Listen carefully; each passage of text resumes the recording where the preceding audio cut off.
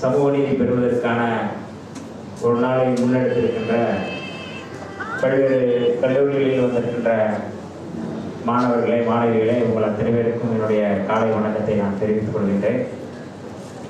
ரொம்ப மிக முக்கியமான நாள் இந்த நாள். இது சின்ன அளவில் இந்த அரங்கத்தில் மாணவர்களிடையே இப்படியான ஒரு வரலாற்று சிறப்புமிக்க ஒரு கூடலை ஒரு அமர்வை கூட்டி இதற்கு எனக்கு பேசுவதற்கு வாய்ப்பளித்த நம்முடைய துறைக்கு என்னுடைய நன்றியை முதலில் என்னுடைய நன்றியை தெரிவித்துக் கொள்கின்றேன். இதே அமர்வில் நான் கீழே அமர்ந்து என்னுடைய தலைவர் எழுச்சி தமிழர் அவர்கள் உரையாற்றுவதை கேட்டிருக்கின்றேன். அப்படியான ஒரு சிறப்பான அமர்வு இந்த அமர்வு அரங்கமுக்கியமான ஒரு அமர்வு. ஏன்னா தொண்டர்களுக்கு இப்படியான ஒரு சிறப்பு மிக்க ஒரு அமர்வில் அமர வைப்பதற்கு என்னுடைய தலைவர் அவர்களுக்கு உங்களுடைய நன்றியை நான் இந்த அமர்வில் நான் தெரிவித்துள்ளேன். அந்த சமூக நீதி அல்லது நீதி அப்படிங்கிறதுல பல்வேறு விவாதங்கள் இப்போ நடந்துகிட்டு இருக்கு. உங்களுக்கு எல்லாருக்குமே தெரியும். நீதினா என்ன, நீதி எல்லோருக்கும் சமமாக கிடைக்குதா அப்படின்னா நம்ம அதை விவாதிக்கலாம். நம்முடைய மரியாதைக்குரிய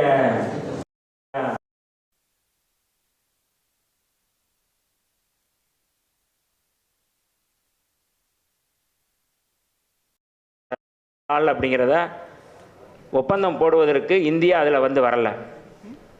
ரோம் ஒப்பந்தம் என்று சொல்கிறார்கள். 1998 ஜூலை 17 நடைபெற்ற அந்த ஒப்பந்தத்தில் இந்தியா கையெழுத்து போடவில்லை. இந்தியா இதுக்கு மட்டும் கையெழுத்து போடலை, சர்வதேச அளவிலான அகதிகள் ஒப்பந்தத்திலையும் கையெழுத்து போடலை. ரெண்டுமே முக்கியமானது.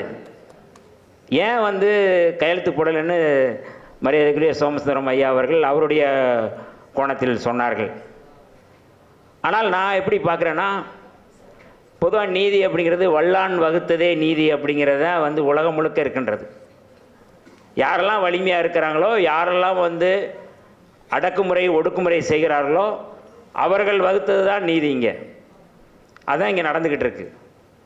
நீதி அப்படிங்கிறது சட்டத்தின் அடிப்படையில் புரட்சியாளர் அம்பேத்கர் யாத்து கொடுத்த அந்த அரசியல் அமைப்பு சட்டத்தின் அடிப்படையில் இந்தியாவில் அப்படியான ஒரு நீதி இருக்குதா அப்படின்னா அப்படி இல்லை. இன்றைக்கி ஜுடிஷியல்லே அப்படியான நீதி இருக்கா அப்படின்னா இல்லை. அதான் நீதிக்கு நியாயத்துக்கு வித்தியாசம் சொன்னார். கரூரில் ஒரு நீதிமன்றத்தில் எத்தனை பேர் அதை படிச்சிருப்பீங்கன்னு தெரியாது. ஒரு குறிப்பிட்ட சமூகம் சாப்பிட்டு போட்ட எச்சிலையில்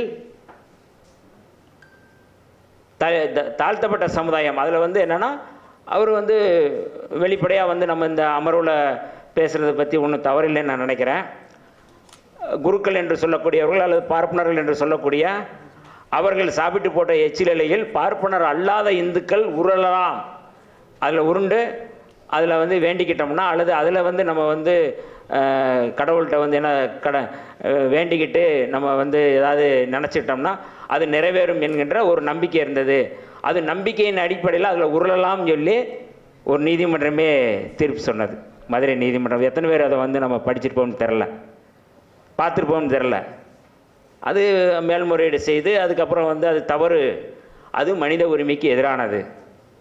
அந்த நீதி என்பது ஒருவருக்கு சார்பாக இருக்கலாம், இன்னொருவருக்கு அநீதியாக இருந்தது. எச்சிலையில் பார்ப்பனர் அல்லாதவர் உருளலாம். ஏன்னா அந்த எல்லையில் பார்ப்பனர் அல்லாதவர் சாப்பிட்டு போட்ட எச்சிலையில் பார்ப்பனர் உருளலாம் அப்படிங்கிற கேள்வியை நம்ம கேட்டோம்னா அது என்ன மாதிரியான நீதி அப்படிங்கிற நம்ம புரிஞ்சுக்கிறலாம். ரெண்டுக்குமான வித்தியாசம் இருக்குது. அப்போ அதை தான் சமத்துவம் சமூக நீதி, ஒரு சமூகத்திற்கான நீதி. இப்படி சாப்பிட்டு போட்ட எச்சிலெல்லாம் உருளலாம்ங்கிறது தான் சனாதனம். மற்றவர்கள் உருளக்கூடாது அல்லது அதை பார்த்து வேடிக்கை பார்ப்பது, இதுதான் இன்றைக்கி இருக்குது. ஆக இந்த சமூக நீதி அப்படிங்கிறது அல்லது நீதி அப்படிங்கிறது சட்டம் எளியவனை கண்டால் எட்டி உதைக்கும், வலியவனை கண்டால் வளைந்து கொடுக்கும்.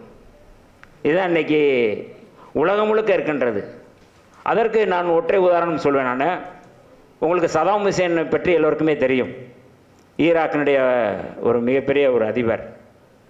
அவர் அந்த நாட்டினுடைய ஒரு இறையாண்மையை உருவாக்கி அவர் செயல்பட்டு வந்தவர் சதாம் ஹுசேன். ஆனால் அவரை அந்த நாட்டில் போரை நடத்தி மிகப்பெரிய தாக்குதலை தொடுத்து அவரை கைது செய்து தூக்கு தண்டனை கொடுத்தார்கள். அமெரிக்கா இன்றைக்கு அமெரிக்கா தான் வல்லான் வகுத்தது தான் இங்கே நீதி. நீங்கள் வந்து வெனிசுலாவில் உள்ள புகுந்து அதனுடைய அதிபர் நிக்கோலஸ் மதுரோவை அவர் மனைவியும் தூக்கிட்டு போய் அவங்க நீதிமன்றத்தில் வச்சு விசாரணை பண்ணிகிட்ருக்குறாங்க. இதான் வல்லான் வகுத்த நீதிங்கிறது. ஆனால் இதற்கு எதிராக நாம் எத்தனை பேர் வந்து குரல் எழுப்புகின்றோம், போராடுகிறோம்? இந்த நாளில் நிறையா நடந்திருக்கு. சர்வதேச நீதிமன்றங்கள் நடக்கு. அதான் அதுக்கு பேர் தான் ஐசிசி, இன்டர்நேஷ்னல் கிரிமினல் கோர்ட்டுன்னு அதை வந்து நம்ம வந்து சொல்கிறோம். சர்வதேச நீதிமன்றத்தின் முன்னால் நிறுத்தி இவர்கள் தண்டனை வழங்க வேண்டும் அப்படின்னு சொல்லி சமீப காலத்தில் மிகப்பெரிய குரல் எழுப்பிக்கிட்டே இருந்தோம். இப்போ எழுப்பப்படுகிறது. அது ஏதாவது ஒரு அடையாளம் அல்லது ஏதாவது ஒரு உதாரணம் யாருக்காவது தெரிஞ்சால் சொல்லலாம். ஐசிசியில் இவரை நிறுத்தி இவருக்கு வந்து தண்டனை வாங்க வேண்டும் அப்படின்னு சொல்லி ஐநாவினுடைய அந்த அவையில் இருக்கின்ற மனித உரிமை மன்றத்திலே அது குரல் எழுப்பப்பட்டது, அது ஒப்புக்கொள்ளப்பட்டது. ஆனால் அதற்கடுத்து பின்பு வந்த பிறகு அது வந்து தளர்க்கப்பட்டது. தமிழீழ மக்கள் மீது மிகப்பெரிய இராணுவ தாக்குதல் நடத்தி அவர்களை இனப்படுகொலை செய்த ராஜபக்சவை சர்வதேச நீதிமன்றத்தில் விசாரணை செய்ய வேண்டும் என்று உலகம் முழுக்க குரல் எழுப்பப்பட்டது. தமிழ்நாட்டில் குரல் எழுப்பப்பட்டது. விடுதலை சிறுத்தைகள் எங்களுடைய தலைவர் அவர்கள் தலைமையில் மிகப்பெரிய ஒரு போராட்டமே நடத்தினோம். ஆனால் அது வந்து நடத்தலை. ஆனால் அமெரிக்கா நினைத்தால் யார் வேண்டுமானாலும் சர்வதேச நீதிமன்றத்தில் நிறுத்தாமலே அவருக்கு தூக்கு தண்டனை வாங்கி கொடுக்கும். அதில் ஒருத்தர் தான் வந்து சதாம் ஹுசேன். அவருக்கு மட்டும் இல்லை, பலருக்கு சூடான் நாட்டில் வந்து சூடான் நாட்டினுடைய கிளர்ச்சியாளர் அவருக்கு வந்து சிறை தண்டனை வாங்கி கொடுத்தது. அவர் வந்து அலி முகமது அலி, சூடான் நாட்டினுடைய அந்த நாட்டினுடைய விடுதலைக்காக அந்த நாட்டுக்கு மக்களுக்காக போராடியவர். அந்த நாட்டினுடைய இறையாண்மைக்காக அவர் வந்து போராடியவர் தான். ஆனால் அவர் மேலேயும் வந்து ஒரு விசாரணைங்கிற பேரில் அவருக்கு ஒரு 20 ஆண்டுகள் சிறை தண்டனை வழங்கியிருக்கிறாங்க. அதே போல் வந்து உகாண்டாவினுடைய ஆர்மி தலைவராக இருந்தவர் அவர் வந்து டொமினிக் ஓங்வான். அவரும் வந்து அமெரிக்காவுக்கு யாரெல்லாம் கட்டுப்படலையோ அவர்களெல்லாம் வந்து சர்வதேச நீதிமன்றத்தில் அமர்த்தி அவர்களை வந்து தண்டனை வாங்கி கொடுப்பது அப்படிங்கிறது வல்லான் வகுத்த நீதியாக இன்றைக்கு இந்தியாவில் உலகம் முழுக்க இருக்கின்றது. அப்போ இந்த நீதியை வந்து நாம் எப்படி பெறுவது? அதனால தான் புரட்சியாளர் அம்பேத்கர் அவர்கள் இந்த நீதியை வந்து நீதி, சமூக நீதி அப்படிங்கிறத தனியாக பிரிக்கிறோம். சுதந்திரம், சமத்துவம், சகோதரத்துவம், இதுதான் அரசியலமைப்பு சட்டத்தினுடைய பிரியாமலில் மிக முக்கியமாக இருக்குது. இன்றைக்கு இந்தியாவிலும் கூட அந்த நீதி ஒரு சார்பான நீதியாக மாறிக்கொண்டிருப்பதனால்தான் அது ஒரு சமூக நீதியாக எல்லா சமூகத்திற்குமான நீதியாக மாற்ற வேண்டும். டிரான்ஸ்ஜெண்டருக்கும் அது நீதி கிடைக்கணும். பாலின சமத்துவம், ஆண்கள்கிட்டமிருந்து ஆண்கள் பெண்கள், இதில் வந்து ஆண்களுக்கு இருக்கின்ற நீதி பெண்களுக்கு இருக்கான்னா அது இல்லை. ஒரே குடும்பத்தில் அண்ணன் தங்கச்சி இருப்பாங்க. ஆனால் தங்கச்சிக்கு சொத்து இருக்காது, அண்ணனுக்கு சொத்து இருக்கும். அப்பாவுடைய தாத்தாவுடைய அந்த வாரிசு அடிப்படையில் இதை வந்து முன்னுணர்ந்து புரட்சியாளர் அம்பேத்கர் அவர்கள் இவர் 2 பேருக்கும் நீதி கிடைக்க வேண்டும். இது ரொம்ப நுட்பமான ஒரு பார்வையாக நம்ம வந்து புரட்சியாளர் அம்பேத்கரை நம்ம பார்க்கலாம். இன்றைக்கி அதனுடைய தொடர்ச்சி தான் வந்து எல்லோருக்குமான நீதி. டிரான்ஸ்ஜெண்டருக்கும் நமக்கு நீதி கிடைக்கணும், மாற்றுத்திறனாளிகளுக்கும் நீதி கிடைக்கணும். யாரெல்லாம் இந்த சமூகத்தில் புறக்கணிக்கப்பட்டு விளிம்பு நிலையில் இருக்கிறார்களோ அவர்களுக்கான நீதியை நாம் பெற்றுத்தர வேண்டிய தேவை இருக்கின்றது. அப்போ இந்த நாளை வந்து ஒரு உலக அளவிலான ஒரு சமூக நீதிக்கான நாள் அல்லது வந்து சர்வதேச நீதிக்கான நாளாக நாம் இன்றைக்கு முன்னெடுத்து கொண்டிருக்கிற சூழலில் நம்முடைய மாணவர்கள் இதெல்லாம் நம்ம ஆய்வு செய்ய வேண்டிய தேவை இருக்கின்றது. பொருளாதார குற்றங்கள் நடக்கின்றது, போர் குற்றங்கள் நடக்கின்றது. இன்றைக்கு ஈரான் மீது எவ்வளோ மோசமான தாக்குதலை நடத்தி அல்லது வந்து பாலஸ்தீனத்தின் மீதான தாக்குதலை நடத்தி காசா பகுதியில் மட்டும் தனியாக அதை துண்டிக்கின்ற வகையில் நடத்தி நீங்கள் எல்லாம் அதெல்லாம் பார்க்குறோம். நம்ம எவ்வளோ மோசமான தாக்குதல்களை நடத்தி போரை நடத்தி வெளிப்படையாக தெரியுது. போரில் வந்து என்னென்ன காரியங்கள் செய்யக்கூடாது, மருத்துவமனைகள் தாக்குதலை நடத்தக்கூடாது, குழந்தைகள் இருக்கிற இடத்துல தாக்குதல் நடத்தக்கூடாது. இதெல்லாம் வந்து மனித உரிமை மீறலுக்கு எதிரானது. இந்த சட்டத்தில் இருக்குது. நம்ம ஐயா சொன்னது போல் ரோம் அவர்கள் அந்த போட்ட சட்டத்தில் வந்து இந்த இதெல்லாம் செய்யக்கூடாது இருக்குது. ஆனால் அதெல்லாம் மீறி செய்கிறாங்க. அதான் மனித உரிமை மீறல். நான் வந்து யுத்தம் நடந்து கொண்டிருந்த சூழல் 2008 வன்னியில் நான் வந்து அங்கே புலிகளுக்கும் சர்வதேச அளவில் எல்லா படையுமே அங்கே நிற்கிது. யுத்தம் நடந்து கொண்டிருக்கிற அந்த சூழலில் வன்னி பகுதியில் தமிழீழத்தில் நான் இருக்கிறேன். இங்கே இருக்கிற பெண்கள் மாணவிகள் அதெல்லாம் நீங்கள் வந்து அந்த சம்பவங்கள் நிறையா வந்து இன்றைக்கி இணையங்கள்ல இருக்குது. மருத்துவமனையில் நான் இருக்கிற மருத்துவமனையில் கிபீர் விமான தாக்குதல் நடத்துகிறாங்க. முதியோர்கள் அல்லது வந்து குழந்தைகள் இருக்கிற பள்ளிகளாக இருக்கும் அல்லது வந்து அதற்கான கூடங்களாக இருக்கும், அதில் வந்து தாக்குதல் நடத்துகிறாங்க. விடுதலைப்புலி பெண்கள் வந்து பெண்கள் படையணியை சேர்ந்தவர்கள் வந்து ஒரு ஒரு ஒரு கை ஒரு கை போயிட்டது. ஆனால் அந்த கையை இன்னொரு கையில் வந்து எடுத்துட்டு அதை நோக்கி அவங்க உள்ளே போய் அவர்களுக்கான பாதுகாப்பு வளையங்களை வந்து உருவாக்குறாங்க.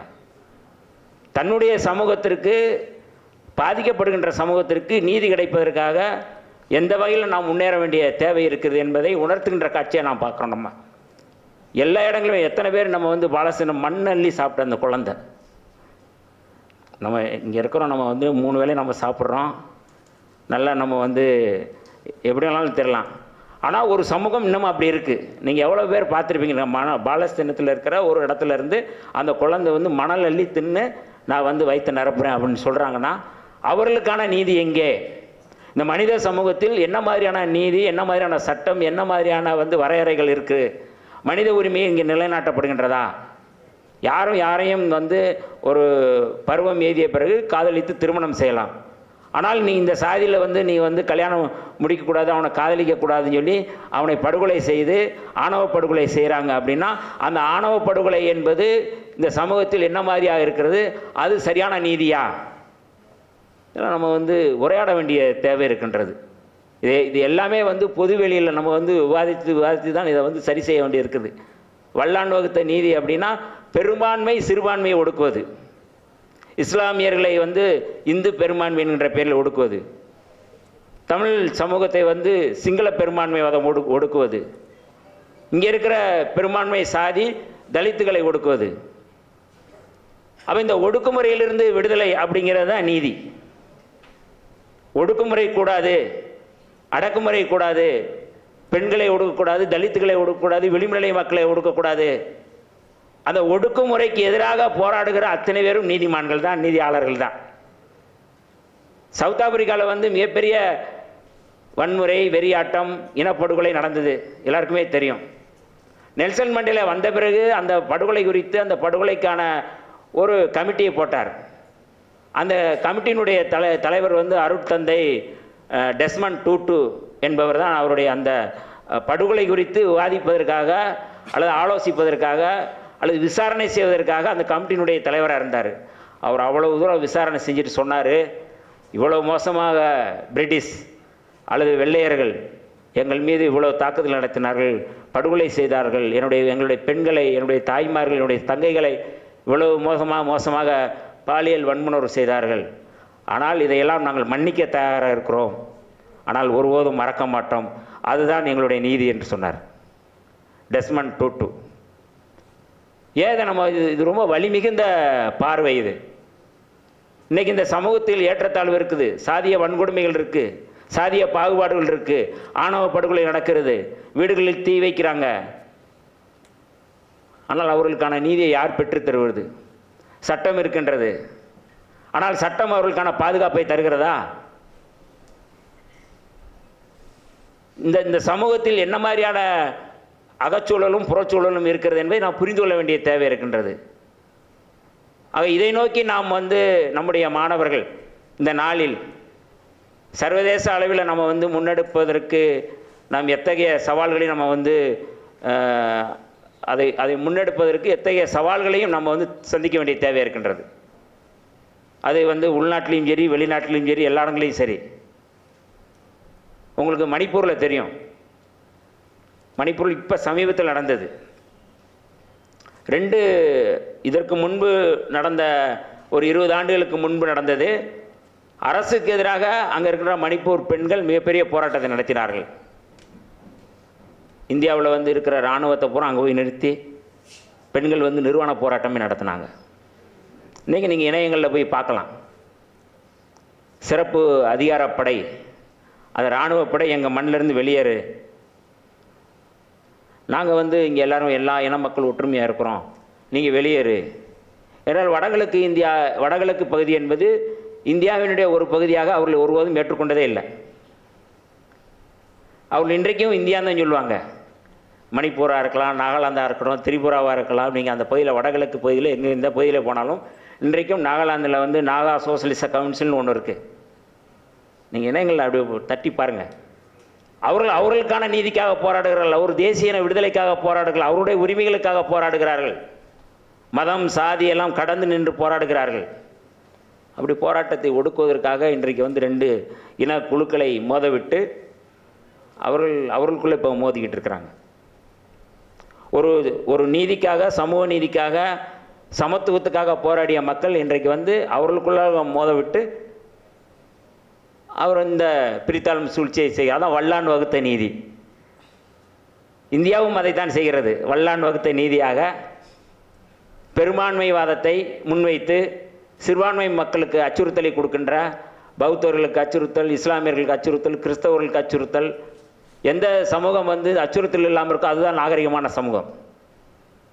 எந்த சமூகம் விடுதலை உணர்வை பெறுகின்ற சமூகமோ அதுதான் நாகரிகமான சமூகம். இன்றைக்கு பெண்கள் விடுதலை உணர்வோடு சுதந்திரமாக எப்போ உணர்கிறாங்களோ அதுதான் வந்து உண்மையான நாகரிகமான சமுதாயம். இதையெல்லாம் நாம் வந்து ஒவ்வொன்றாக நாம் புத்தகங்களில் பார்ப்பதில்லை. இன்றைக்கு நடக்கின்ற நாட்டில் நடக்கின்ற நாட்டு நடப்புகளை, இந்த சமூக நீதிக்காக நாம் குரல் கொடுக்கக்கூடிய ஒரு பக்கத்தில் நடக்குது ஆணவ படுகொலை. அந்த ஆணவ படுகொலையில் வந்து நம்ம கண்டிக்கல, அந்த ஆணவ படுகொலைகளை வந்து நம்ம தட்டி கேட்கல, அல்லது அந்த ஆணவ படுகொலைகளுக்கு எதிராக ஒரு குரல் கொடுக்கல அப்படின்னா நாம் அந்த பார்வை என்ன விதமான பார்வை? நீதிக்கான பார்வையாக இருக்கா? இதுதான் வந்து வல்லான் வகுத்த நீதி. சட்டம் எளியவனை கண்டால் எட்டி உதைக்கும், வலியவனை கண்டால் வளைந்து கொடுக்கும். சட்டம் அப்படி தான் இருக்குது. போலீஸ் ஸ்டேஷனுக்கு எத்தனை பேர் போயிருப்பீங்கன்னு தெரியாது. நம்ம உண்மையே தப்பு செய்ய மாட்டோம். ஆனால் சும்மா நார்மலாக கசங்கின சட்டை போட்டு போனோம்னா தள்ளி உட்கார்றா, அல்ல வெளியில் வரும்போதே அவனு நம்மளை ட்ரீட் பண்ணுற விதமே வேறையாக இருக்கும். வாடா போடான்னு சொல்கிறது.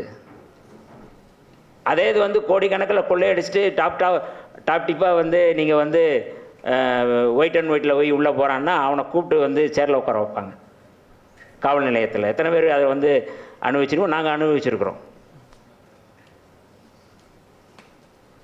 காவல்துறை மட்டுமல்ல, நீங்கள் வந்து சிறைத்துறைக்கு போனாலும் அதுதான்.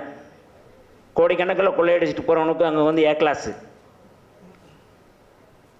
ஆனால் போராட்ட காலத்தில் நின்று போராடி, அதாவது டாஸ்மாக் போராட்டத்தில் வந்து கைதாகி சிறைக்கு போனால் அதில் வந்து நீங்கள் வந்து ஃபஸ்ட்டு ஏ கிளாஸ்லாம் இல்லை. ஏன்னா நான் டாஸ்மாக் எரிச்சிட்டு உள்ள சிறைக்கு போகும்போது மற்றவங்கள விட நான் வந்து சாதாரண கிளாஸில் தான் இருந்தேன் நான்.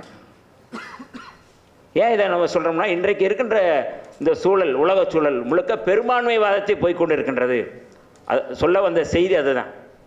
பெரும்பான்மைவாதத்தை நிலைநிறுத்தி சிறுபான்மை மக்களுக்கு சிறுபான்மைவாதத்தை இங்கே ஒரு ஒடுக்குமுறை செய்கின்ற ஒரு போக்கு இருக்கின்றது. சிறுபான்மை பெரும்பான்மை அப்படிங்கிறத, அந்த பெரும்பான்மைவாதத்தில் எந்த ஜனநாயகமும் இல்லை. அதான் புரட்சியாளர் அம்பேத்கர் இந்த ஜனநாயகத்தை முன்னிறுத்தினார். இந்த ஜனநாயகம் என்பது எல்லா மக்களும் எல்லா சமூக குழுக்களிடம் இருக்க வேண்டும். அப்படி இருக்கும் பொழுது அந்த நீதி கிடைக்கும். ஜனநாயகம் எங்கு மறுக்கப்படுகின்றதோ, அந்த ஜனநாயகம் எங்கு புறக்கணிக்கப்படுகின்றதோ அங்கு நமக்கான நீதி மறுக்கப்படுகின்றது.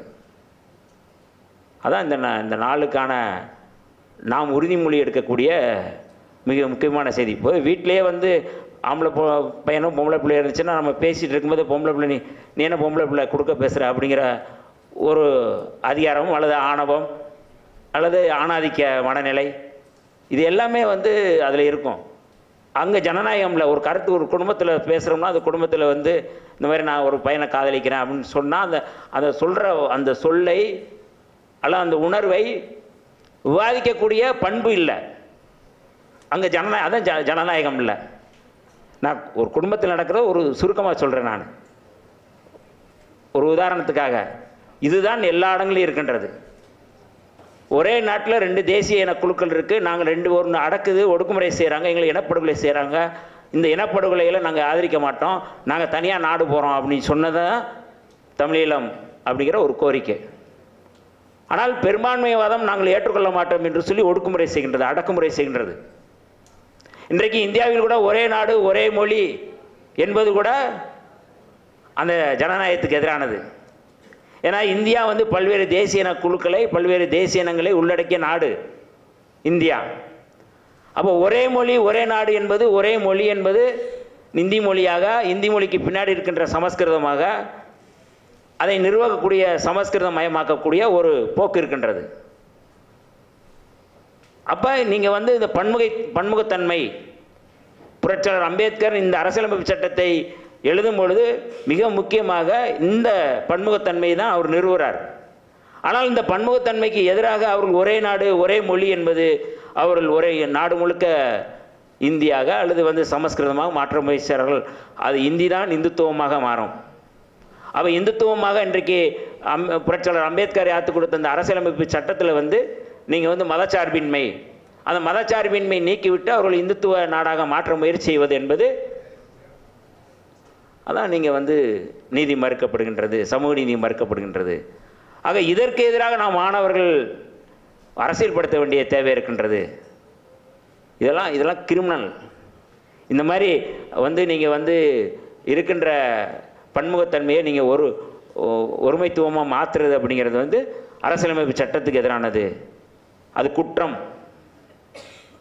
அப்போ இந்த நிலையிலிருந்து நாம் இந்த நாளை பார்க்க வேண்டிய தேவை இருக்கின்றது.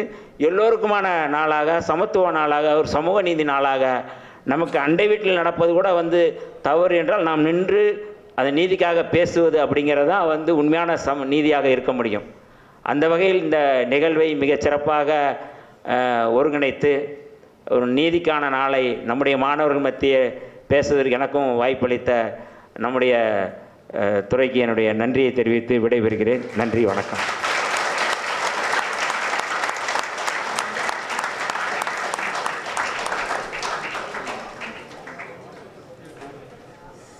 Thank you, sir, for that enlightening address. You have beautifully reminded us that global legal justice is empty without grass.